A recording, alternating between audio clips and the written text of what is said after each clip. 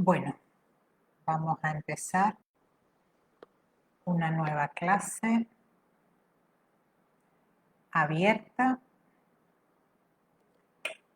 sobre la obra de Sigmund Freud.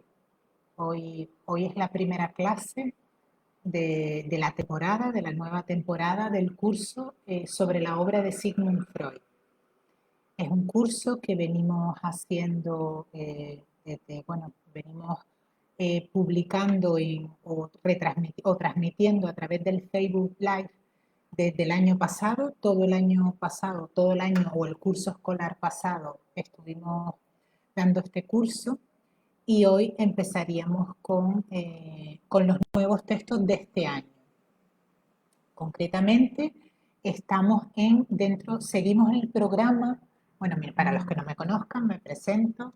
Mi nombre es Pino Lorenzo, soy psicóloga y psicoanalista de la Escuela de Psicoanálisis Grupo Cero. Y aquí desde mi despacho de la ciudad de Las Palmas de Gran Canaria, en las Islas Canarias, pues transmitiendo pues para todo el mundo. Hoy además aquí en España es día de fiesta, pero bueno, como sé que muchas personas lo ven también de fuera de España, pues por eso he querido mantener este horario de los jueves quincenales, cada 15 días a las 8 de la tarde, hora canaria. Bueno, como digo, este curso nosotros yo voy siguiendo el programa de la Escuela de Psicoanálisis Grupo Cero, el programa del seminario de Sigmund Freud de la escuela. Y concretamente ahora estamos en el punto del programa la sexualidad y materialidad del inconsciente. Ya este apartado, que creo que es el apartado D o el apartado E, ya lo empezamos el año pasado y ya el año pasado vimos textos muy importantes, como por ejemplo 3 ensayos para una teoría sexual. Y continuamos, este año continuamos entonces dentro de este apartado. También a través del Facebook también he publicado las distintas clases que vamos a tener de aquí hasta diciembre, que terminaremos con el bloque de la sexualidad, materialidad del inconsciente. Bueno, el texto de hoy se llama La sexualidad en la etiología de la neurosis. Es un texto de 1898 y es un texto donde Freud va a plasmar lo que él viene ya investigando en textos anteriores y a concluirlo de una manera todavía más determinante, que es que la sexualidad estaría en la etiología de la neurosis. ¿Vale?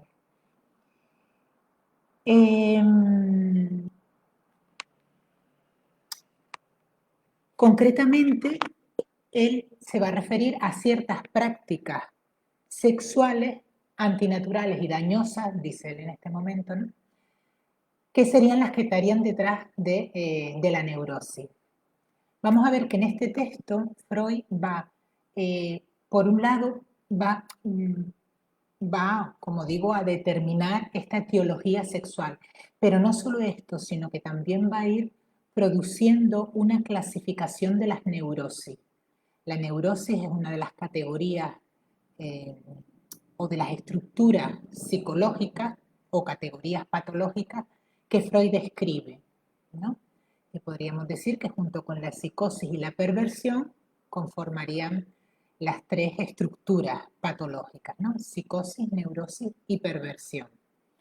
Bueno, pues la neurosis podríamos decir que es pues, quizá la más común de las estructuras patológicas o las que padece la mayor cantidad de población, ¿no?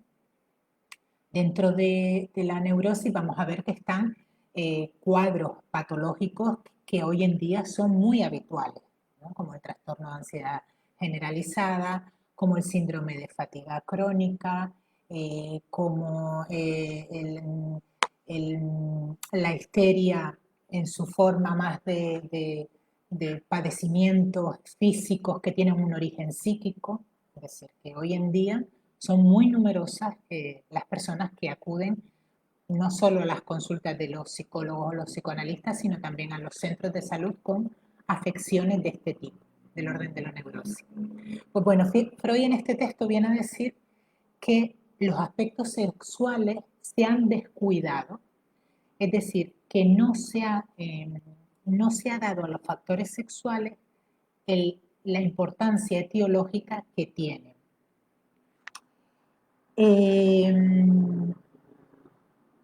Dice incluso, más allá incluso de que el saber popular da a estos factores sexuales cierta importancia en el padecimiento de la neurosis, ¿no?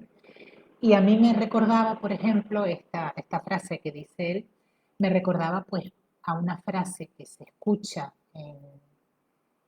que se suele escuchar. Es verdad que con todo esto del lenguaje sexista, lenguaje machista, es una frase que quizá tenga una connotación machista y si uno lo dice abiertamente le pueden llamar a uno machista, entonces uno lo que hace es reprimir, aunque lo siga pensando, reprime esa frase, reprime ese pensamiento, pero bueno, muchas veces se dice en relación muchas veces a las mujeres, pero también se puede decir a los hombres, lo que le hace falta es echar un buen polvo, ¿no? Tiene algún padecimiento, tiene alguna alteración y lo que le hace falta es echar un buen polvo, como si algo de su vida sexual o de una insatisfacción sexual estuviera produciendo los síntomas que presenta en ese momento, ¿no? Con lo cual el saber popular parece que tendría un conocimiento de esta etiología sexual mayor que la ciencia, ¿no? Mayor que la ciencia. Vale. Dice que, por ejemplo, ya el enfermo de neurastenia, que es uno de los tipos de... muy buenas tardes, Elena, bienvenida. Dice que el examen ya del enfermo, porque bueno, Freud un poco lo que viene a poner sobre la mesa es esta etiología sexual, también de cara a que los médicos en, en sus consultas, incluso los médicos de cabecera, nos dice Freud, cuando examinan al paciente, también valoren y examinen la vida sexual. Prácticamente nos dice Freud en este texto, pero lo podemos aplicar a hoy en día, no se evalúa o no se pregunta a los enfermos por su vida sexual, ¿no? Únicamente se valoraría este aspecto solo si padece un problema sexual de algún tipo, pero si no, a ningún médico se le ocurre. Pues ya esto nos lo está diciendo Freud en aquella época, ¿no? Pero que hoy en día sigue pasando igual, ¿no? Hay como una especie de,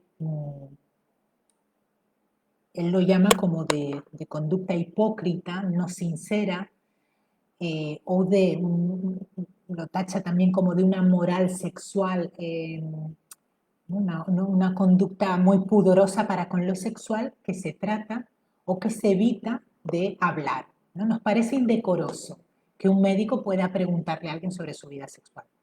Y Freud aquí nos dice que la vida sexual, imagínense, ustedes pónganse en 1898 diciendo estas cosas que yo les estoy transmitiendo. Yo, lógicamente, hago una lectura de Freud y luego hago un resumen para llevárselo a ustedes, pero bueno, habrá algún salto entre lo que yo digo y lo que él escribió. Les invito a todos a que vean este texto, ¿no? Que lo pueden encontrar por internet, en las obras completas. Pero imagínense estos argumentos en 1898, ¿no? Que hay que hablar de la vida sexual, que el tabú que tiene la ciencia sobre la sexualidad no permite que conozcamos en profundidad la etiología de padecimientos tan comunes como es la neurastenia, como la neurosis de angustia, y por lo tanto, si no conocemos la etiología de estos padecimientos, tampoco vamos a poder ni tratarlas ni curarlas, ¿no? Entonces,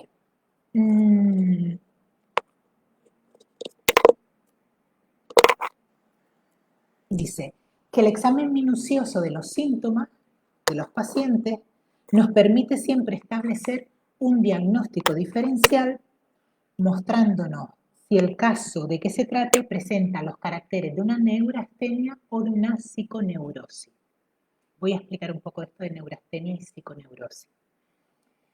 Ya Freud, en textos anteriores a este, ya ha escrito estudios sobre la histeria, donde hace con el médico Breuer todo un tratado, varios ensayos, son varios estudios sobre la histeria en profundidad. Ha escrito también diagnóstico diferencial, o no exactamente así el título, pero es neurastenia y neurosis de angustia, diagnóstico diferencial, algo así se llama el texto. Ya en varios textos anteriores ya ha venido haciendo una clasificación diagnóstica de los distintos tipos de neurosis, ¿vale? Y en este momento, en este texto, nos va a describir, por un lado, la neurastenia y por otro lado, la psiconeurosis. Y lo explico. La neurastenia era una especie de cajón desastre en aquella época. Antes de Freud se utilizaba esta nomenclatura para diagnosticar padecimientos nerviosos, también físicos, que la medicina no encontraba una causa orgánica para explicarlo, pero también la neurastenia se utilizaba pues o se utilizaba no, o se incluía dentro de la neurastenia pues padecimientos como la melancolía o la depresión, que luego Freud va a sacar de ahí, de ese cajón desastre, o patologías como la ansiedad o la angustia, los trastornos de angustia. Entonces era como un cajón desastre, ¿no? Cualquier cosa un poco que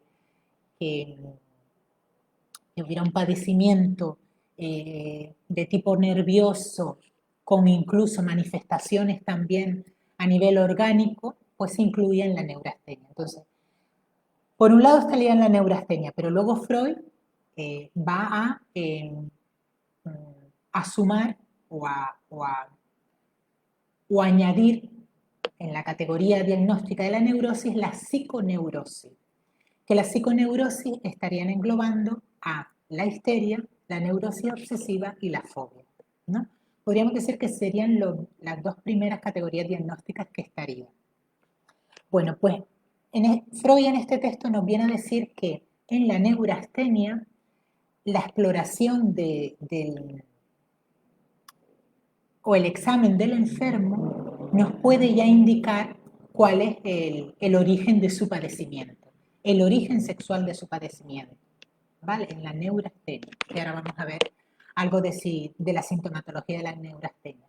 Pero sin embargo, en la psiconeurosis,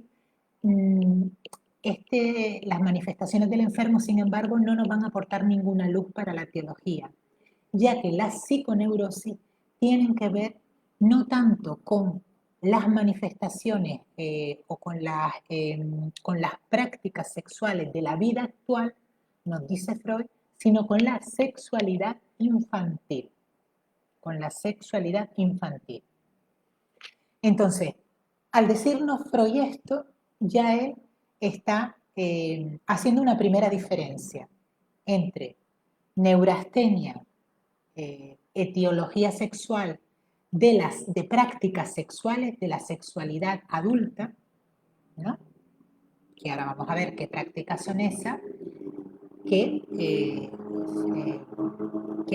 pudieran provocar, bueno, no, mejor no pensarlo así, vamos a decirlo así, ¿no? De la sexualidad adulta, y cuando hablamos de sexualidad adulta, hablamos de sexualidad a partir de la pubertad, que es cuando el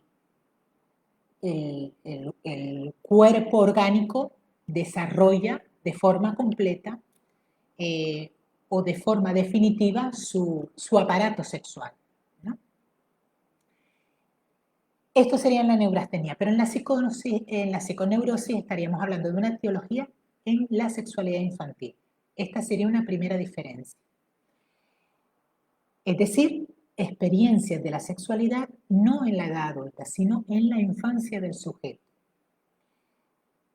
Infancia que nos dice Freud, o sexualidad que ha sido muy desatendida, prácticamente negada por los científicos y por los estudiosos del sujeto humano, ¿no?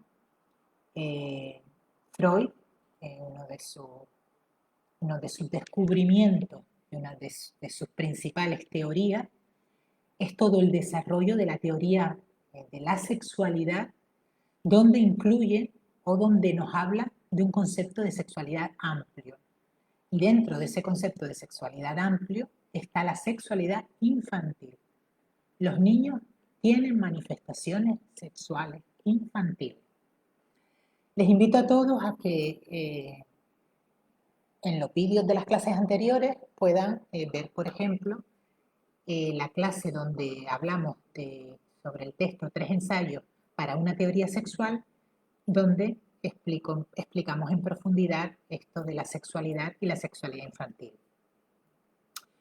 Aprovecho para decirles que, bueno, todas las clases anteriores del curso pasado las puede encontrar de forma más directa en el canal de YouTube, en mi canal de YouTube Pino Lorenzo, que se pueden de paso suscribir y así tenemos más suscriptores y ahí pueden ver todas las clases anteriores, ¿vale? Y ahí está la clase sobre 3 ensayos para una teoría sexual, ¿vale?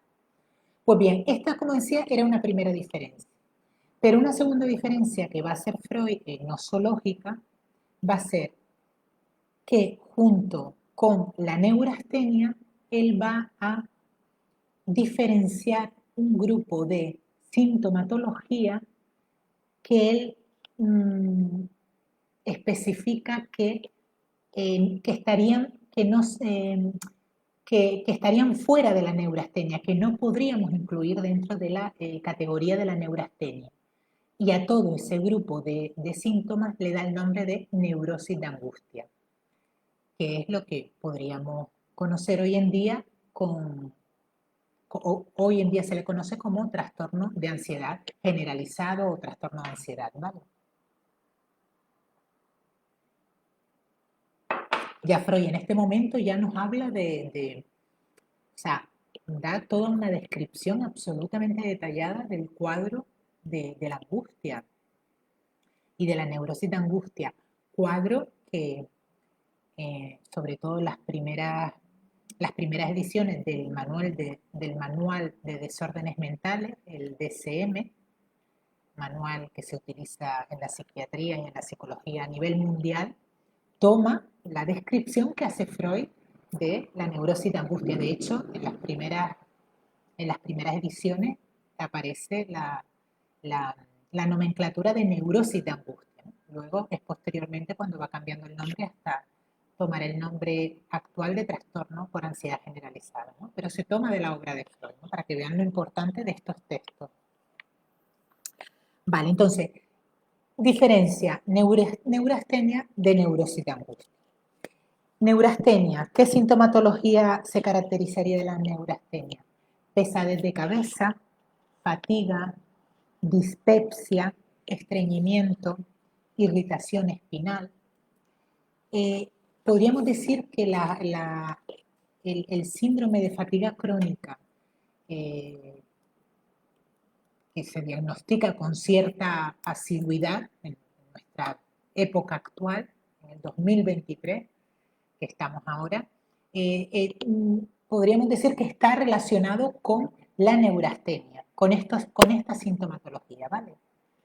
Y por otro lado, ¿no? Estos serían como los síntomas, la neurastenia más inhibitorios, más fatiga, cansancio, el paciente o tiene insomnio o muchas veces no teniendo insomnio, el descanso no le es reparador, es decir, la persona con neurastenia, con fatiga crónica se despierta cansado, dolores musculares, ¿no? Ven que es un padecimiento que está entre lo psíquico y lo físico, pero con mucha manifestación física, ¿no? Muchos síntomas físicos, ¿no? Y por otro lado nos encontramos con la neurosis de angustia. Eh, Inquietud, temblores. Bueno, en la neurosis de angustia el afecto principal es la angustia, ¿vale? Pero entre sus síntomas, sobresalto, inquietud, temores, ataque de angustia en forma clara, ¿no? Sobreviene el ataque de angustia de forma inesperada, sin que la persona pueda, sin que la persona sea capaz de asociar esa angustia a ningún hecho en concreto, aparece sin representación asociada, la angustia, o también el ataque de angustia puede aparecer de forma rudimentaria, es decir, en forma de un síntoma que suele tomar el carácter de síntoma orgánico, como por ejemplo diarreas continuas o un ataque de vértigo o de mareo, que además si el paciente va a la consulta o a urgencias, un servicio de urgencia, o a la consulta de un médico, es probable que lo que vieran fuera en sí la sintomatología en la que se manifiesta el ataque de angustia, ¿no? Pero seguramente ningún médico de se tratarían pues ese mareo, ese vértigo o esa diarrea, pero ningún médico, a menos que haya estudiado la obra de Freud, va a ver en eso, o puede ver que algún tipo, y seguramente mucho más de los que pensamos, de esa sintomatología responde a un ataque de angustia, ¿vale? Vale. Entonces, nos dice Freud, la diferencia entonces nos encontramos con dos categorías diagnósticas. Neurosis, que tienen en cuenta la sexualidad de la vida adulta, neurastenia y neurosis de angustia, y psiconeurosis, que tiene en cuenta la sexualidad infantil.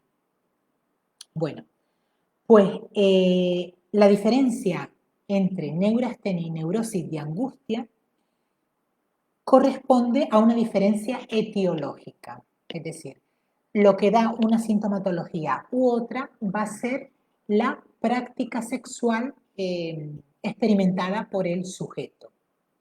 En el caso de neurastenia, nos dice Freud, sería imputable siempre a cierto estado del sistema nervioso surgido a consecuencia de la masturbación excesiva o de continuadas poluciones espontáneas. Esta sería la etiología. En el caso de la neurosis de angustia, en la génesis hallamos con regularidad influjos sexuales que presentan como carácter común la continencia o la satisfacción incompleta, coitos interrumpidos, abstinencia en sujetos de libido muy intensa, excitaciones frustradas, es decir, según la causa etiológica, desarrollará una u otra. Y nos dice Freud una cosa muy interesante, dice, claro, porque él cuando habla de la etiología sexual, realmente él pone luz sobre algo que hasta ese momento se les ha pasado por alto, o si no se les ha pasado por alto, no han tenido la valentía de llevar a cabo estudios. Él pone luz sobre todo un campo, un área del sujeto humano que había recibido muy poca atención, como es la sexualidad. Entonces dice Freud, dice, para estudiar la etiología, para ver las causas de la neurosis, ¿es tan común la neurosis en la sociedad? ¿No? Podemos decir que dentro de todos los padecimientos psíquicos que existen, las neurosis, lo que estaba hablando, neurastenia, neurosis de angustia, histeria, es lo más común, ¿no? Las consultas de los médicos de cabecera están llenas de enfermos de neurosis, ¿no? Entonces dice, la etiología entonces de la neurosis tiene que ser algún factor que que presente muchas alteraciones de manera común, ¿no? Como por ejemplo el factor sexual, ¿no? Que suele presentar, de alguna manera, es uno de las áreas o factores de la vida del sujeto que suele presentar alteraciones. Tiene que ser un factor común. Eso por un lado. Pero por otro lado nos dice, pero no quiere decir que cualquiera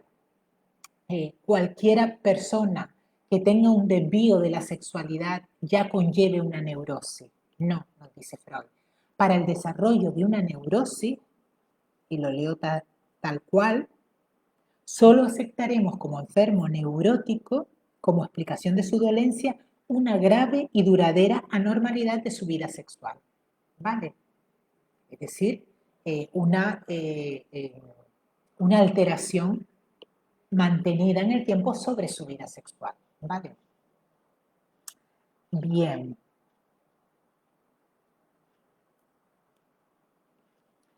Vale. Él lo tiene clarísimo.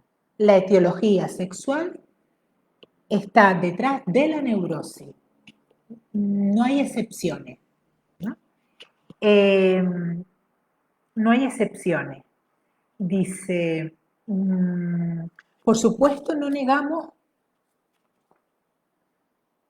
dice, por supuesto no vamos a negar diferentes factores etiológicos, ¿no? Sin embargo, no negando otros factores etiológicos como puede ser la herencia, como puede ser el tipo de vida o el tipo de sociedad en la que uno vive, ¿no? Sin embargo, Freud dice, el elemento común que va a estar en todos los neuróticos va a ser el factor sexual. Otros factores etiológicos podrán estar o podrán no estar, pero la sexualidad, el factor sexual va a estar en todo.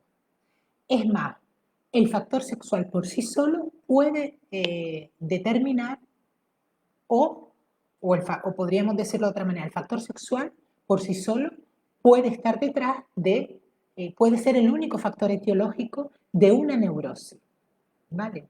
Con lo cual vemos que no es solo un factor complementario, sino que es un factor absolutamente determinante, el factor sexual. Entonces, nos dice sí, la herencia puede contribuir, pero claro, dice, primero, la herencia es inmodificable. No se podría tratar si la etiología de la neurosis fuera hereditaria, no se podría tratar y por lo tanto no se podría curar. Y además, dice Freud, además, todo el aumento, nos lo dice en aquella época, en 1898, ¿no? Nos dice, todo el aumento de en el número de casos de neuróticos nos harían pensar que no, todo el aumento en ese momento de la historia, o en ese momento en que escribe Freud esto, nos haría pensar que no es hereditario, ¿no? Porque si fuera hereditario, no cambiaría según la época, no habría mayor número de casos. ¿No? O, por ejemplo, el otro factor etiológico, la civilización, dice, sí, puede también ser un factor etiológico, pero continúa siendo un factor sobre el que no se puede intervenir, ya que el factor de la civilización, por ejemplo, ¿no? el vivir en unas sociedades determinadas, ¿no? Haría que ese factor estuviera presente en todos los sujetos que viven en esa sociedad. Y lo que vemos es que una misma sociedad no puede explicar nunca la elección de la forma patológica, ¿no? Con lo cual ni herencia ni civilización parecerían ser factores determinantes. Pueden estar, pero no serían determinantes. Y luego Freud va a hablar de otro factor que a mí me resultó muy interesante, que es el surmenage. Surmenage. Una palabra francesa que quiere decir trabajo excesivo y que, bueno, que correspondería al término en inglés que desde hace ya bastantes décadas se viene utilizando en la nomenclatura médica y psicológica de el estrés, ¿no? Trabajo excesivo, ¿no? Como si el trabajo excesivo produjera la neurosis o las enfermedades nerviosas o de los nervios, ¿no? Hoy en día, ¿no? Porque aquí nos dice Freud, se ha abusado de utilizar, a ver cómo dice Freud, dice, se abusa de utilizar el surmenage, surmenage para explicar la neurosis, ¿no? Hoy en día sigue ocurriendo. Hoy en día muchísimos psicólogos, médicos, frente a una sintomatología nerviosa, muchas veces le dan el diagnóstico de estrés, ¿no? Estrés que normalmente, la palabra estrés inicialmente apareció asociada al entorno laboral, ¿no? El estrés sería un exceso de demandas del entorno laboral, de exigencias laborales mayores frente a las capacidades del sujeto, frente a la capacidad de respuesta del sujeto, ¿no? De hecho, hoy en día, muchas veces cuando las personas tienen padecimientos de todo esto que les estaba hablando, ¿no? Con ansiedad, por ejemplo, se le da al sujeto la baja del trabajo, ¿no? Es decir, como si el trabajo, el exceso de trabajo o incluso el trabajo pudiera generar estrés, pudiera generar neurosis, perdón, ¿no? Y Freud aquí es muy claro, y aquí es muy interesante lo que dice. Dice que el trabajo y la excitación por sí solos no conducen a nadie a la neurosis. Por el contrario, el trabajo intelectual es una excelente protección contra las enfermedades neuróticas. Precisamente los trabajadores intelectuales más resistentes son respetados por la neurastenia y por el surmenage, ¿no?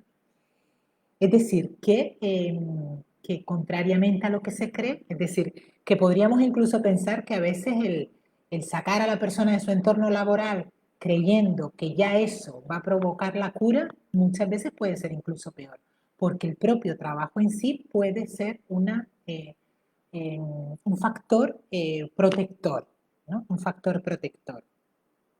Entonces, y nos dice una cosa interesante, dice, sí,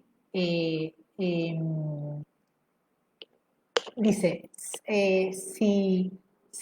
si diéramos, bueno, a ver, perdón, como para intentar decirlo como lo dice Freud, dice, si pudiéramos decir que ha habido un exceso de trabajo por parte de un empleado, o nos dice Freud, ¿no? de un empleado en su trabajo, o bien por parte de excesivas tareas del gobierno de la casa en el caso de la mujer y empleado en el caso del hombre, dice eh, que hayan enfermado, dice, esto no sería por el exceso de trabajo, sino por haber descuidado, frente a tanto trabajo, las relaciones sexuales.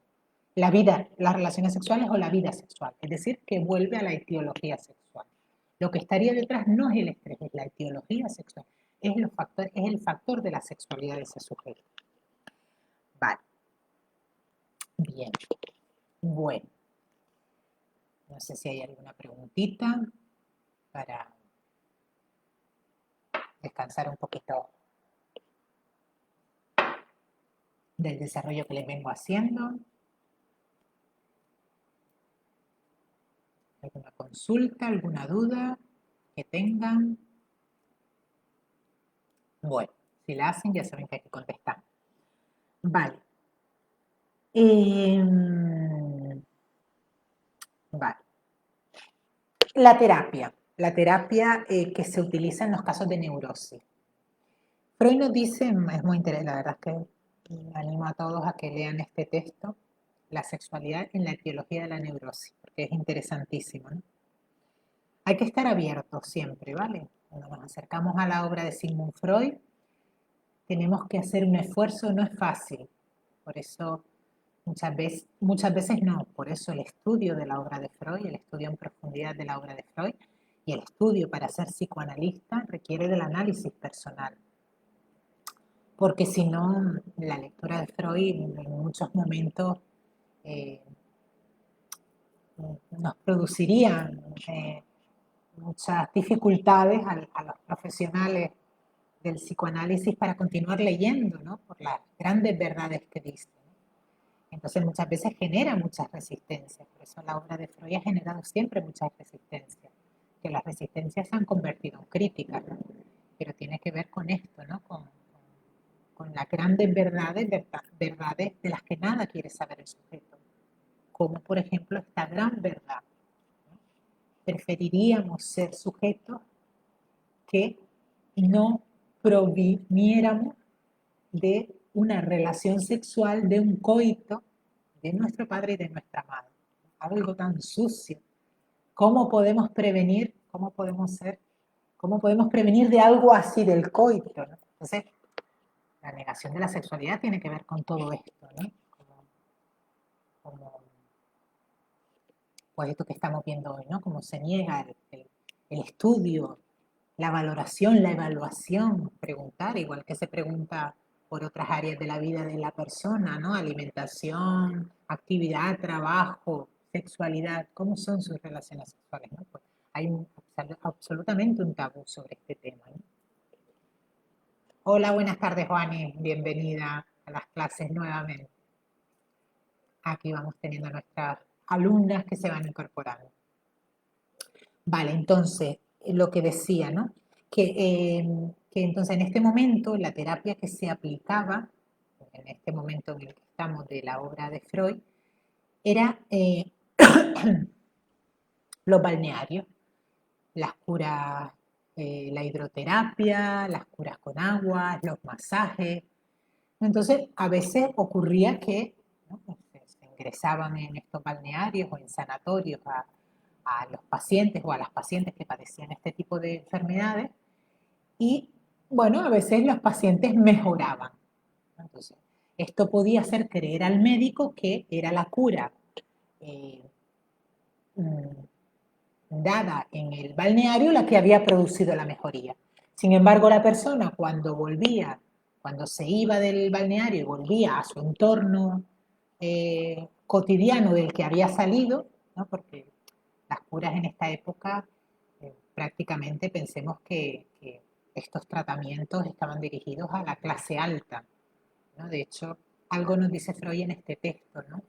Cómo prácticamente pues, los pacientes sobre los que Freud, ¿no? Todos los estudios o todas las investigaciones que hacían eran pacientes de la alta sociedad, ¿no? Que eran los pacientes y las pacientes que se podían permitir que estaban en esos sanatorios, en esos balnearios donde luego Freud pues entró en contacto con, por ejemplo, con las mujeres histéricas y empezó a tratarlas, ¿no?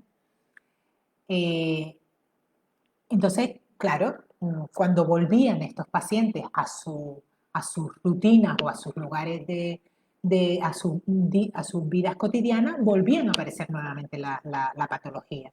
Entonces Freud decía que el motivo de la mejora no era la cura, los masajes ni la hidroterapia. El motivo de la mejora era el alejamiento de esas circunstancias vitales eh, que estaban produciendo la etiología, ¿no? Y, por ejemplo, nos pone un caso, ¿no? De tal manera que desde que la paciente volvía a su entorno habitual, aparecía nuevamente la, la patología, ¿no? O los síntomas. Y nos pone un caso, dice, un caso de una mujer que mejoró considerablemente de sus síntomas al entrar en un balneario, donde estaba fuera de su casa y con interrupción del coito conyugal que no era satisfactorio para la mujer. Entonces, al volver a su casa, empeoró nuevamente. Y por lo tanto, es esta exclusión de la causa patógena, o sea, o sea, empeoró. Es decir, claro, volvió nuevamente a volver a tener esa vida conyugal, ¿no? Sexual, de la que había mejorado al alejarse de la causa patógena. Pero la causa patógena era la sexualidad. No estaba ni el fracaso ni el empeoramiento tenían que ver con la cura de los balnearios, ¿no? Es decir, que vuelve nuevamente Freud a decir, el olvido de este punto de vista etiológico hace que incluso, pues lógicamente, no se explicaran tampoco por qué la mejoría duraba tan poco, ¿no? Muchas veces incluso los pacientes salían y entraban en los balnearios, ¿no? Salían nuevamente a la vida real y volvían a entrar cuando aparecía la sintomatología. Pero es que a veces ocurría que volvían a entrar y tampoco el balneario les hacía en esa ocasión nada, ¿no? Es decir, había tenido un efecto a lo mejor inicialmente, pero luego no. Con lo cual está claro que ahí no estaba en la etiología y por lo tanto tampoco era ese el tratamiento. Tampoco era ese el tratamiento. Es como si una persona que está enferma pues, con ansiedad o con depresión, le dicen, hazte un viaje que ya verás cómo mejora. Y se hace el viaje y mientras está en el viaje, pues los síntomas desaparecen, pero al volver a su casa aparecen nuevamente los síntomas. Es el viaje que curó a la paciente, la etiología era que no estaba de viaje, que no salía fuera de su, ¿no? O que no estaba de viaje en otro entorno. ¿No? La patología sigue sin tratarse y sin curarse, ¿no? Lo que pasa es que ese viaje, pues, le dio cierta tranquilidad o le dio cierta, ¿no? Despistarse de sus padecimientos que hizo que los síntomas desaparecieran. Pues lo mismo, ¿no? Que esto que estamos diciendo. Vale. Entonces nos dice Freud una cosa muy, muy interesante. Dice, perjudicial para la salud va a ser todo aquello que se oponga al logro de la satisfacción sexual. Perjudicial. Esto puede ser una frase que podemos enmarcar.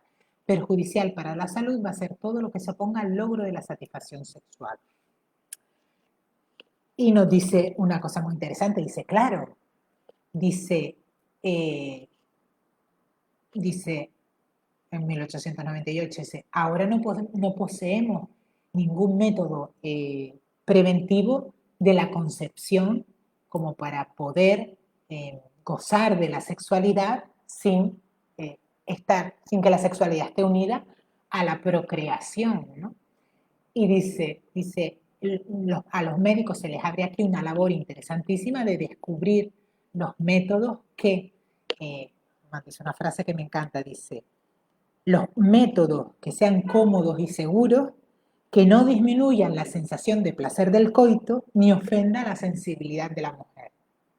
Está hablando de los métodos anticonceptivos que en este momento de la historia todavía no existían y que van a permitir el goce de la vida sexual separándolo, que eso fue una conquista de la ciencia, ¿no? La aparición de los métodos anticonceptivos hizo que la sexualidad se pudiera separar de la procreación y se pudiera gozar sin el temor a la procreación, ¿no? Entonces, bueno, pues aquí ya Freud lo está diciendo en este momento, ¿no? Entonces, en ese momento, cuando eso ocurra, entonces se podrá gozar de la sexualidad y, bueno, de cualquier manera, siguen habiendo muchísimos enfermos de neurosis, con lo cual, aunque los métodos anticonceptivos ya en nuestra época en la que vivimos existen, de muchos tipos, incluso métodos ya no solo preventivos, sino posteriores a la concepción, ¿no? Sin embargo, la neurosis sigue estando y por lo tanto la etiología sexual sigue estando. Pero bueno, es muy interesante, ¿no? Esto que dice Freud. Vale, entonces,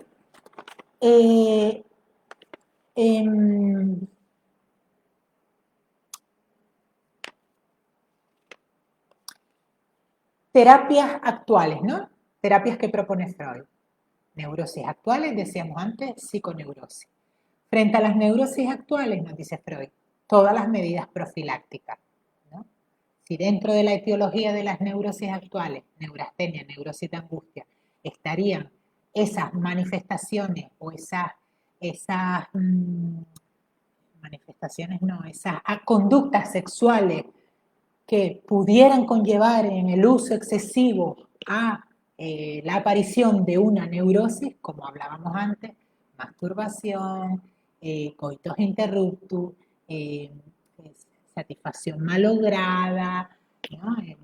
Satisfacción malograda, él nos habla en otros textos de los jóvenes que, que frente a la excitación sexual en los encuentros sexuales con su novia, con su novio, eh, con su novia, con su novio, que tienen que reprimir, que no pueden dar salida a toda la tensión sexual que hay, eso mantenido durante mucho tiempo, hasta por ejemplo el matrimonio, puede llegar a desarrollar una neurosis en uno u en otro, ¿no? Esa, esa, esa permanente no dar salida o permanente insatisfacción, ¿no? Entonces, neurosis actuales, medidas profilácticas, es decir, la evitación de las conductas que provocarían o pudieran provocar la neurosis. Pero dice Freud aquí, dice, claro, pero para hablar de estas conductas profilácticas tendría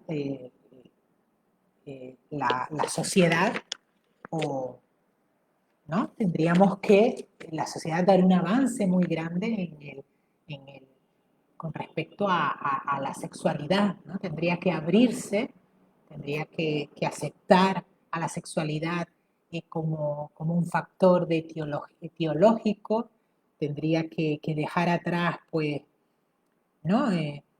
Ante todo, habría de la sexualidad de hacerse un lugar en la opinión pública, donde se pudiera hablar de los problemas de la vida sexual, ¿no? Sin ser acusado de perturbar la tranquilidad o de especular con los instintos más básicos, ¿no?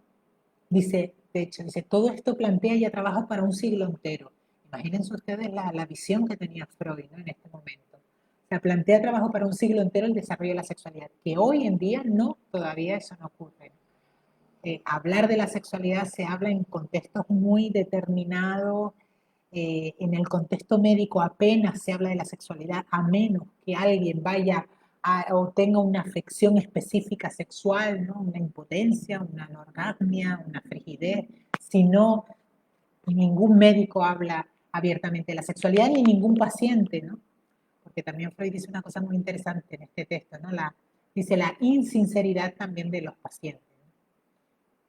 Cuénteme, ¿cómo es su vida sexual? Ah, bien, bien, bien. Mi vida sexual va bien, ¿no? Y muchas veces puede esconder alteraciones que tampoco el paciente se atreve a hablar, ¿no? Entonces, habría que cambiar todo esto mucho para que estas conductas profilácticas pues pudieran tener un efecto en la etiología, ¿no? De la neurosis. Y ya por último, para ir ya terminando, con respecto a la psiconeurosis, que estaría la etiología en la sexualidad infantil. En este caso, a diferencia de lo que venimos hablando, serían experiencias infantiles en el área sexual del niño y de la niña, las que tendrían la huella anémica de esas experiencias, tendrían un efecto no cuando ocurrieron, sino posterior en la vida adulta, en forma de neurosis. Es decir, en este momento de la teoría, Freud nos dice sucesos acaecidos durante la infancia, sucesos relacionados con la vida sexual, sucesos relacionados con la vida sexual. Luego, en la complejidad de la teoría, Freud va a decir que ni tan siquiera tienen que haber sido sucesos reales, que el niño vivió, vio, oyó, sino que pueden ser incluso pensamientos, deseos, fantasías, ¿no? Del niño, es decir, cosas que realmente no ocurrieron, que van a tener su efecto no en el momento en que ocurrieron, sino con posterioridad en la vida adulta, ¿no?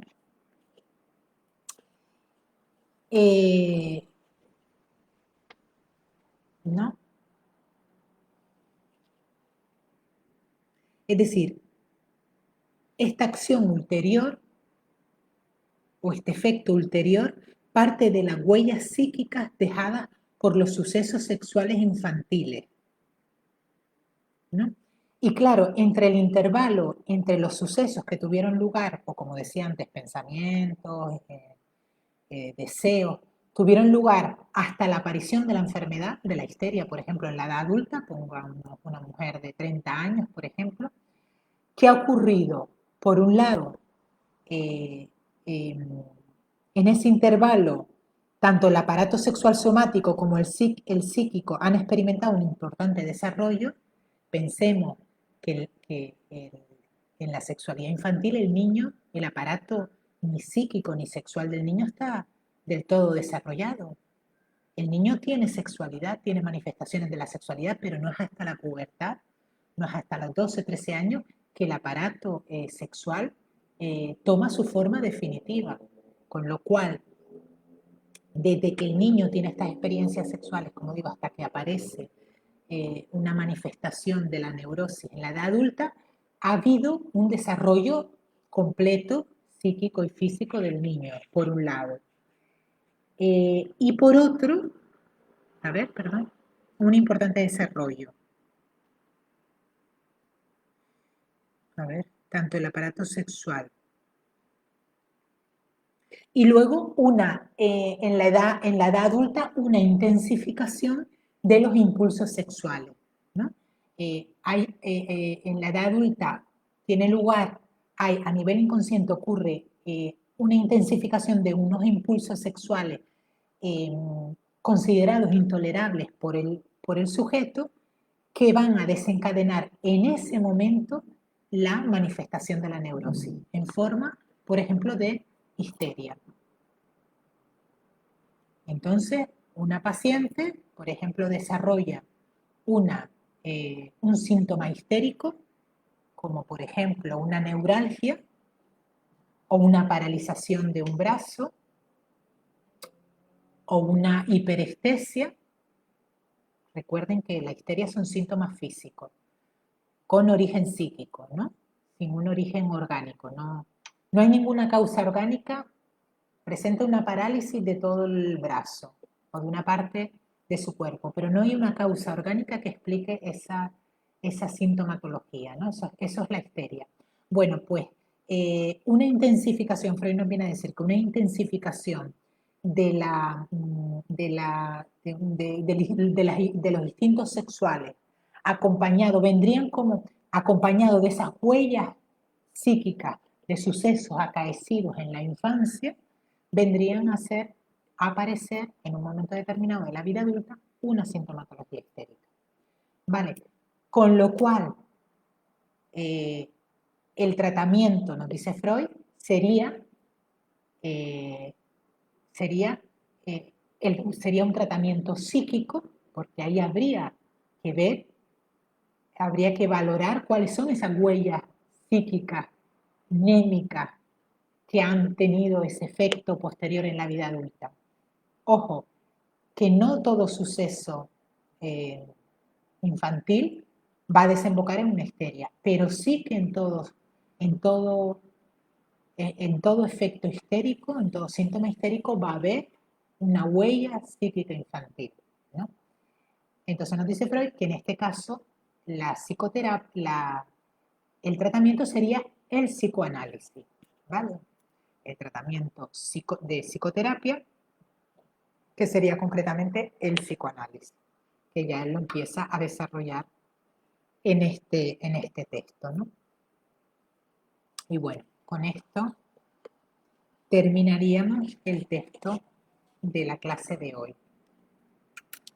No sé si quieren hacer alguna pregunta sobre todo esto que estamos hablando, algún comentario, algo que les haya llamado la atención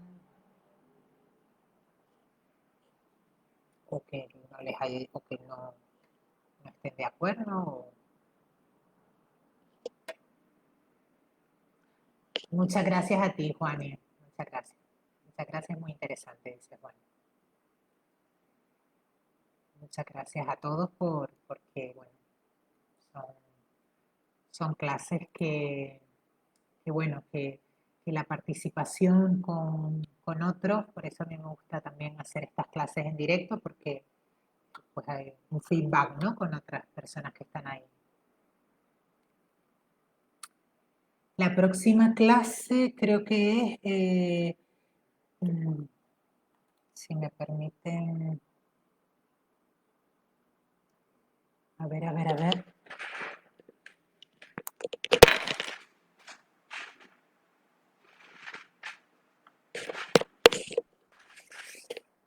La próxima clase, que sería en 15 días, jueves a las 8 de la tarde en 15 días, sería aportaciones a la psicología de la vida erótica.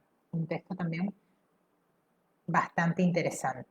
Aportaciones a la psicología de la vida erótica en 15 días.